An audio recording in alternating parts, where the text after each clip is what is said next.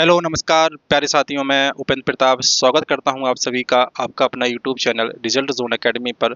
तो मेरे प्यारे साथियों, जैसा कि आपको मालूम है कि इस एकेडमी पर कुछ समय पहले कैलकुलेशन की सीरीज निरंतर प्रयास से चल रही थी, लेकिन कुछ कारणवश वो सीरीज थोड़ा सा विलंब करना पड़ा, जिस कारण से आज हम दोबारा से यूट्यूब पर अपने आए हैं और यूट्यूब पर उन सीरीज को भी लगातार कंटिन्यू करेंगे। और साथ ही साथ हमने आपसे वादा किया था कि एक मैथ की सीरीज भी आपके लिए लेकर आएंगे और उस मैथ की सीरीज में आपको बेसिक से एडवांस से लेकर हर एक चीज़ को विस्तार से समझाया जाएगा।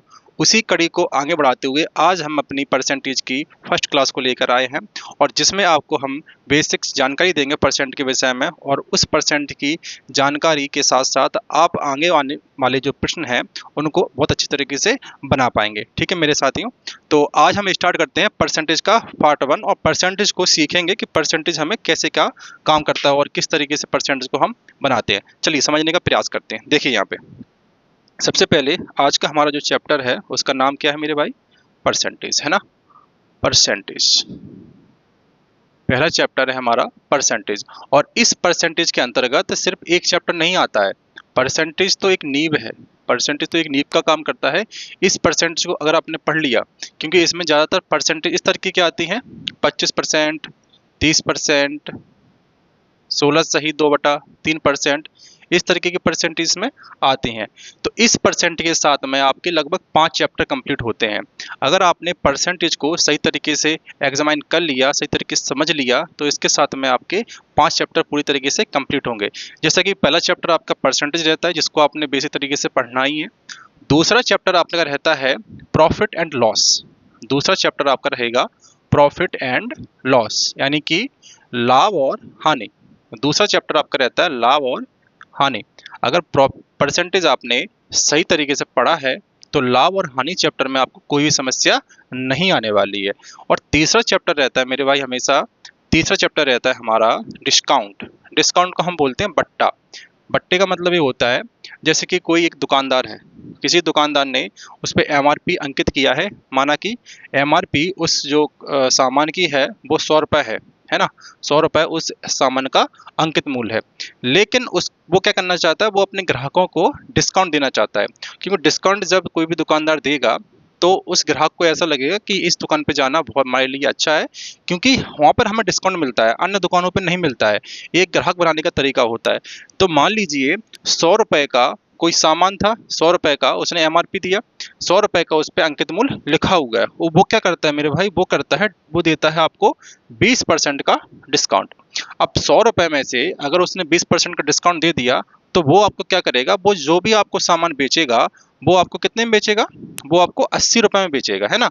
तो 20 रुपये का उसने क्या किया, उसने डिस्काउंट दे दिया और 80 रुपये पे आपको सामान बेच दिया, ताकि ग्राहक को भी ऐसा लगे कि उस दुकानदार ने हमें क्या दिया है, हमें डिस्काउंट दिया है। जिससे दुकानदार भी खुश हो जाता है और ग्राहक भी अच्छी तरह से खुश हो जाता है ना। चलिए इसको विस्तार से पढ़ेंगे, जब चैप्टर अपने स्टार्ट करेंगे ना, उस तरीके से आपको विस्तार से इसको पूरा समझने का प्रयास करेंगे। चौथा चैप्टर रहता है इसी परसेंटेज के अंतर्गत, उसे बोलते हैं सिंपल इंटरेस्ट। क्या बोलते हैं? सिंपल इंटरेस्ट उसको बोला जाता है।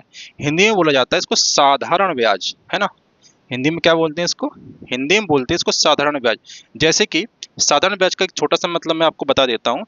जैसे कि यहाँ पे क्या होता है कि आपने क्या किया, आपने किसी एक साहूकार या किसी व्यक्ति से आपने क्या किया, आपने 10,000 रुपये किसी व्यक्ति से उधार लिया, है ना।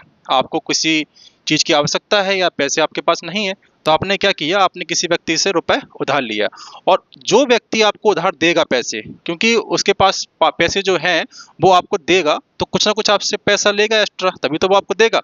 तो उसने क्या बोल दिया, उसने बोल दिया है कि भाई साहब हम आपको 10,000 रुपये दे तो रहे हैं, लेकिन इस पर क्या करेंगे, इस पर आप मुझे 10% प्रति वर्ष, यानी कि 10% हर साल आपको मुझे इस पर ब्याज देना पड़ेगा, है ना। अब आप कभी भी लौटाओ, 1 साल में लौटा दो, आप 2 साल में लौटा दो, आप 30 साल में लौटा दो, कितने भी साल में लौटाओ, आपको उस साल का हमें ब्याज देना पड़ेगा। तो जैसा कि यहाँ पे होता क्या है, यहाँ पर हम टाइम यहाँ पे एज्यूम करते हैं कि उसने 3 वर्ष में उस पैसे को लौटाया, है ना। 3 वर्ष में उस पैसे को लौटाया, तो समझने का प्रयास कीजिए कि 10% 1 वर्ष का ब्याज लग रहा है, तो 2 वर्ष का ब्याज कितना होगा, सीधी सी बात है 20%। तो 3 वर्ष का ब्याज कितना होगा मेरे भाई?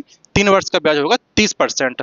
आप समझिए यहाँ पे कि ये आपका मूलधन है, यानी कि इस ये रुपए को आपने साहूकार से या किसी व्यक्ति से लिया है, इस पर आपको 30% ब्याज देना है आने वाले 3 साल के बाद, है ना। तो 10,000 का हम क्या निकालेंगे? हम 10,000 का 30% निकालेंगे, है ना। तो 10,000 का हमने यहाँ पे 30% निकाल लिया है, तो हमारा कितना पैसा निकल के आया? 3,000।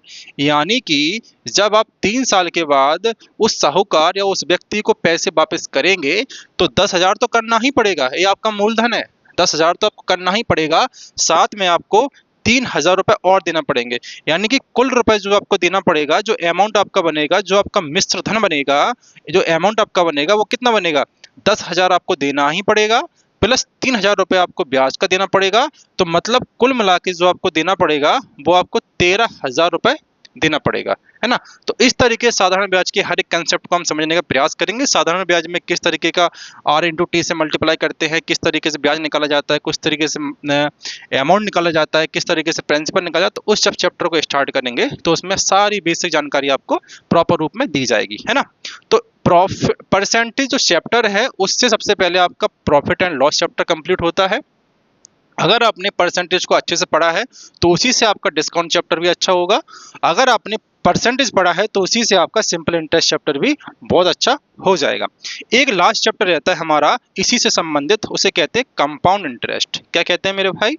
उसको कहते हैं कंपाउंड इंटरेस्ट, है ना। चलिए, कंपाउंड इंटरेस्ट इसको बोलते हैं चक्रवृद्धि ब्याज। क्या बोलते हैं? चक्रवृद्धि ब्याज। चक्रवृद्धि ब्याज इसको बोला जाता है। अब चक्रवृद्धि ब्याज की परिभाषा समझिए। देखिए, सिंपल इंटरेस्ट को आपने समझ लिया था कि 1 साल में 10% प्रतिवर्ष लगता है, तो 2 साल में 20 लग जाएगा, 3 साल में 30 लग जाएगा, 4 साल में 40 लग जाएगा, 5 साल में 50 लग जाएगा। लेकिन यहाँ पर चक्रवृद्धि ब्याज जो होता है वहां पर ऐसा नहीं होता है। वहां पर क्या होता है समझने का एक बार प्रयास कीजिए। जैसे कि 10,000 रुपए ही है, इसको मैंने किसी व्यक्ति से उधार लिया, है ना। तो ये अपना प्रिंसिपल तो हो ही जाएगा, सीधी सी बात है। किसी व्यक्ति से जब पैसा लेते हैं या मूलधन जो बनता है वो हमारा 10,000 रुपए है, वो अपना हो जाएगा। अब क्या करता है, हमने किसी व्यक्ति से पैसा लिया तो पैसा उसको जब दिया जाएगा तो कुछ ना कुछ तो वो ब्याज लगाएगा। तो उसने क्या कह दिया? उसने कह दिया कि 10% का हम आपसे ब्याज लेंगे, 10% का ब्याज लेंगे। वो भी कब लेंगे? प्रति वर्ष के हिसाब से लेंगे, है ना। और प्रति वर्ष कब लेंगे? प्रति वर्ष चक्रवृद्धि ब्याज के हिसाब से लेंगे, है ना। प्रति वर्ष चक्रवृद्धि ब्याज, साधारण ब्याज नहीं है। साधारण ब्याज होता तो 1 साल का 10 लग जाता, 2 साल का 20 हो जाता, 3 साल का 30 हो जाता। लेकिन उसने ऐसा नहीं बोला, उसने कहा है कि 10% ब्याज लगेगा, वो भी प्रति वर्ष लगेगा, और आपको वो ये ब्याज देना पड़ेगा हमें चक्रवृद्धि ब्याज के हिसाब से, है ना। तो 10% का ब्याज वो चक्रवृद्धि ब्याज के हिसाब से देगा। और क्या करेगा मेरे भाई? 2 वर्ष के लिए उसने टाइम अनुमान किया है कि 2 वर्ष में हम आपका पूरा पैसा चुका देंगे। तो समझने का प्रयास कीजिए। 10% लग रहा है प्रति वर्ष, तो एक काम करेंगे, पहले हम 10,000 का हम 1 वर्ष का निकाल लेंगे। 1 वर्ष में कितना लग रहा है? 1 वर्ष में लग रहा है मेरा ओनली 10,000। 1 वर्ष में कितना लग रहा है? 1 वर्ष में लग रहा है मेरा ओनली 10%, है ना। तो निकालिए यहाँ से, यहाँ पे कितना ब्याज निकल के आ गया? यानी कि आपको देना पड़ेगा कितना ब्याज? 1,000 रुपये ब्याज देना पड़ेगा। मतलब 1 साल के बाद यदि आप पैसा देते हो तो आपको 10,000 रुपये तो देना ही पड़ेगा। 10,000 रुपये मूलधन है, ये तो आपको देना ही पड़ेगा। साथ साथ ये जो 1,000 रुपये निकला है इसे क्या बोलेंगे? इसे बोलेंगे ब्याज। इसे क्या बोलेंगे? इसे बोलेंगे ब्याज। तो आपको इसको भी देना पड़ेगा। यानी कि अगर यदि आप 1 साल के बाद पैसा चुकाते हो तो 1 साल में आपको 11,000 रुपये का भुगतान करना पड़ेगा। ये अमाउंट आपको जो देना पड़ेगा वो पूरा 11,000 रुपये देना पड़ेगा। अब चक्रवृद्धि ब्याज में क्या होता है? लेकिन उसने टाइम दिया 2 वर्ष का। चक्रवृद्धि ब्याज में इसमें ऐसा होता है कि चक्रवृद्धि ब्याज जो है ना, यहाँ पे 11,000 रुपये आपने 1 वर्ष का निकाल लिया है ना। अमाउंट आपको 1 वर्ष में 11,000 रुपये देना है, लेकिन हमें 2 वर्ष का निकालना है। तो अब क्या करेंगे? अब हम इसी पे 11,000 जो रुपए है ना, इसी 11,000 रुपए पे फिर हम 10% निकालेंगे। कितना निकालेंगे? 10%, क्योंकि हर वर्ष कितना लग रहा है? 10% लग रहा है, वो भी चक्रवृद्धि ब्याज के हिसाब से। तो यहाँ पे हमने क्या जोड़ा? 1 वर्ष का निकाल लिया, 11,000 रुपये आ गए। अब हमारा जो ब्याज लगेगा ना वो उस 11,000 रुपये के ऊपर लगेगा। जबकि साधारण ब्याज में क्या होता था? साधारण ब्याज में हमेशा 10,000 रुपए के ऊपर ही ब्याज लगता था। आप चाहे 1 साल का निकालो तो 10% 1,000 रुपये आ जाएगा। 2 वर्ष का निकालना फिर आपको निकल के आ जाएगा। तीसरे वर्ष का निकालना फिर आपको 1,000 निकल के आएगा। कुल मिला के आपका 3 वर्ष में जो पैसा निकल के आएगा वो कुल मिला के 3000 रुपये आएगा। तो उसको आप इकट्ठा निकाल लो या फिर अलग अलग करके निकालो, आपका वो आना है वही। लेकिन यहाँ पे क्या होता है, चक्रवृद्धि ब्याज में 1 वर्ष का आपने निकाल लिया तो उसमें अपने ब्याज जोड़कर जो आपका अमाउंट बना है इस पर आपको दोबारा फिर निकालना पड़ेगा, है ना। तो इस पर आपको दोबारा आपने फिर निकाला तो यहाँ से देखिए यहाँ पे कितना पैसा निकल रहा है ब्याज का, यहाँ पे निकल रहा है ब्याज का 1100 रुपया, है ना। तो 1100 रुपये ये आपका दूसरे वर्ष का ब्याज का निकल के आ गया। अब आपको कितना रुपए चुकाना है, 11,000 तो आपको चुकाना ही चुकाना है, क्योंकि 1 वर्ष का ब्याज पहले ही लग चुका है। 11,000 आपको चुकाना है, प्लस साथ ही साथ आपको 1100 रुपया और चुकाना है। कुल मिला के कितना चुकाना है, कुल मिला के आपको चुकाना है 12,100 रुपया, है ना, 12,100 रुपया। यानी कि आपको कुल मिला के 2 साल में 12,100 रुपये कमाना है, मतलब 12,100 रुपये आपको चुकाना पड़ेगा। जबकि साधारण ब्याज में क्या होता है, साधारण ब्याज में यदि आपने 10,000 रुपये लिया है और 2 वर्ष यानी 1 वर्ष का 10%, 2 वर्ष का 20%, आप 20% इसका निकाल लेंगे साधारण ब्याज के हिसाब से, तो आपको कुल कितना पैसा देना पड़ेगा, 2,000 तो ब्याज देना पड़ेगा, 10,000 रुपये आपको मूलधन देना पड़ेगा, यानी कुल कितना पैसा देना पड़ेगा, कुल आपको 12,000 रुपये देना पड़ेगा, है ना। तो साधारण ब्याज में आपको देना पड़ेगा, ये सिंपल इंटरेस्ट है, इसमें आपको देना पड़ेगा 12,000 रुपये। सीआई यानी चक्रवृद्धि ब्याज है, इसमें आपको देने पड़ेगा 12,100 रुपये। तो हमेशा एक चीज याद रखना कि साधारण ब्याज से चक्रवृद्धि ब्याज ज्यादा पैसा निकाल के देता है। इसलिए पुराने जमाने में जो साहूकार लोग होते थे, जो जमीन को इस तरीके से करते थे, जमीन ले लेते थे लोगों की, तो वहां पर भी ऐसे ही होता था, चक्रवृद्धि ब्याज के हिसाब से काम होता था कि आपने किसी व्यक्ति को पैसा दिया, उसका दिन प्रतिदिन चक्रवृद्धि ब्याज चलता रहता था, और चक्रवृद्धि के ब्याज के हिसाब से कुछ ना कुछ समय के बाद पूरी जमीन उस व्यक्ति की, साहूकार की हो जाया करती थी, है ना। तो समझने का प्रयास कीजिए, है ना।